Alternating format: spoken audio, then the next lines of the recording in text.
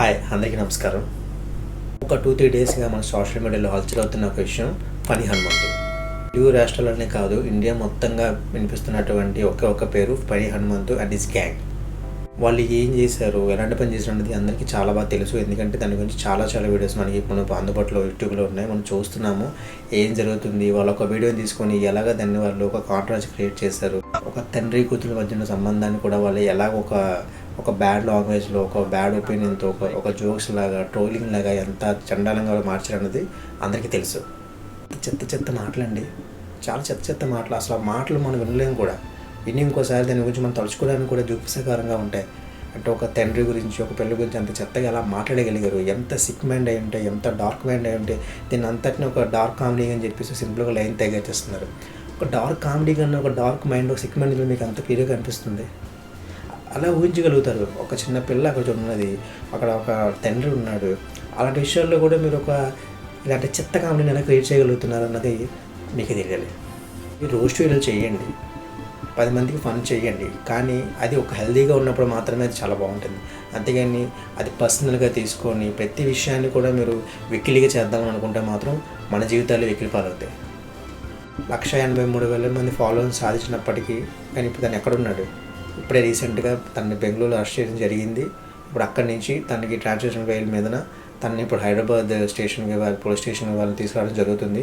తన మీద పోక్సో చట్టం పెట్టాలని చెప్పి చాలా డిమాండ్స్ అయితే వినిపిస్తున్నాయి. ఈ విషయాన్ని తెలంగాణ సీఎం గారైనటువంటి రేవంత్ రెడ్డి గారు, అలానే డిప్యూటీ సీఎం అయినటువంటి బట్టి విక్రమార్క గారు, సీతక్క ప్రతి ఒక్కరికి సీరియస్గా తీసుకున్నారు. ఎందుకంటే వాళ్ళు చేసిన కంటెంట్లో అంత చెత్తగా వాళ్ళు బిహేవ్ చేశారు. ఏదైనా చూస్తాము, డబ్బులు సంపాదించుకుందాం అన్న ఒక కాన్సెప్ట్తోనే వెళ్ళారు తప్ప, సో అలా వెళ్ళడం వల్ల ఇప్పుడు ఏం జరిగింది? ఎంతో కష్టపడి సంపాదించుకున్నటువంటి సబ్స్క్రైబర్లు కానీ, ఆ పేరు కానీ, వాళ్ళ ఫ్యామిలీకి ఉన్న పేరు కానీ అన్నీ ఒక్క చిటికలో అన్నీ పోయాయి. ఇప్పుడు ప్రజెంట్ అయితే మాత్రం మనకు ఫనీ హనుమంతు మాత్రం దొరికారు.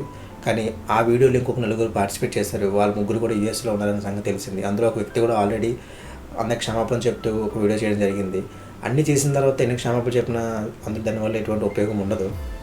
ఇప్పుడు మన హీరో మంచు మనోజ్ గారు కూడా అక్కడ యూఎస్ అంబేస్తే వాళ్ళు మాట్లాడి వాళ్ళు ఇక్కడ తీసుకొచ్చి ఎలా అయినా సరే శిక్ష పడే విధంగా వాళ్ళు ప్రయత్నాలు చేస్తున్నారు. అంటే అంత సిచ్యువేషన్ అంత సీరియస్గా ఉన్నదనేది మనకు క్లియర్గా ఇక్కడ అర్థమైపోతుంది.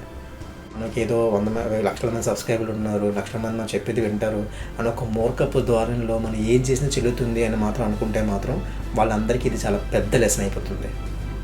ఒక కంటెంట్ క్రియేట్ చేయాలి, దాని నుంచి డబ్బులు సంపాదించుకోవాలి, సబ్స్క్రైబ్ సంపాదించుకోవాలి, వ్యూషిప్ సంపాదించుకోవాలి అని ఒక మోజులో పడి చెత్త పనులు చేస్తే అదేవిధంగా ఎంత నష్టం మనం ఛానల్ కానీ, మన పర్సనల్ లైఫ్ కానీ, మన పేరెంట్స్ కానీ చూస్తారని చెప్పడానికి ఇది ఒక ప్రత్యక్షమైన నిదర్శనం.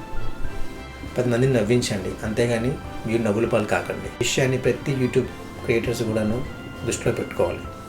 ఎందుకంటే మనం చేసే కంటెంట్స్ ఎక్కువ మంది ఎవరు చూస్తారు? చిన్నపిల్లలు చూస్తారు. సో అలాంటి వాళ్ళు ఇంకా ఇన్ఫ్లుయెన్స్ అవుతారు ఇలాంటి ఇష్యూస్ వల్ల. మనం ఉపయోగించేటువంటి బ్యాడ్ లాంగ్వేజ్ వల్ల, సెక్సువల్ మాటల వల్ల వాళ్ళు ఎంతగా ఇన్ఫ్లుయెన్స్ అవుతారు.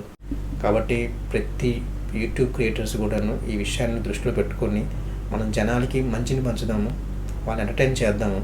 అంతేగాని వాళ్ళ మీద జోక్స్ వేసి, రోస్ట్ చేసి డబ్బులు సంపాదించుకుందాం అనే ధోరణి మాత్రం అందరూ వదులుకుంటే చాలా బాగుంటుంది. మన మీద చాలా పెద్ద బాధ్యత ఉన్నది. మనల్ని వీడియోస్ చూసేటువంటి ప్రజలకి మనం ఏదైనా మంచి విషయం చెప్పడానికి ప్రయత్నించాలి తప్ప మన వల్ల వాళ్ళు పాడైపోయే విషయాలు కానీ, లేకపోతే మన వల్ల వాళ్ళు ఏదో అట్టే విషయాలు కానీ మనం చెప్పకుండా ఉండడం అనేది చాలా ఇంపార్టెంట్.